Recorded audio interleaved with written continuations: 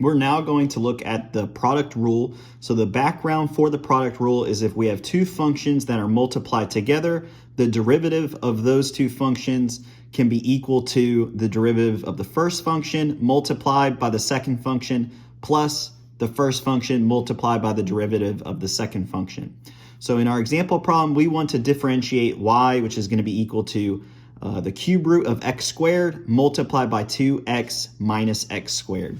So the first step in solving this example problem is we want to determine all the different variables within our equation.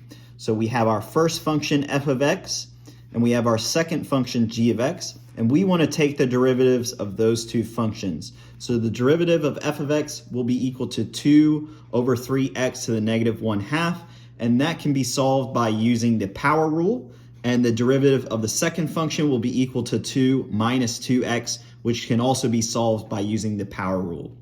So the next step is to basically go ahead and plug in all of these different variables into our equation. So we have f times g prime, which is going to be equal to f prime, so our 2 over 3x to the negative 1/2, multiplied by g of x, so 2x minus x squared, and then this is going to be plus the original f of x, x to the 2/3 power, multiplied by the derivative of g of x, 2 minus 2x.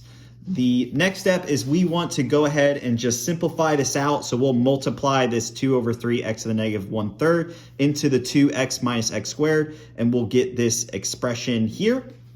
And then we'll go ahead and multiply the x to the 2/3 power into the 2 minus 2x term, and we'll get that expression here. And then the final step is we can go ahead and simplify these terms for our solution. So we will get 10 over 3x to the 2/3 minus 8 over 3x to the 5/3. And if you look at my previous video, Power Rules Example 5, you can see this exact example problem was solved using the power rule. So there's always multiple different methods to solve or to differentiate different functions. This is one way. In the previous video, we looked at it another way. And so that is the solution to this example problem.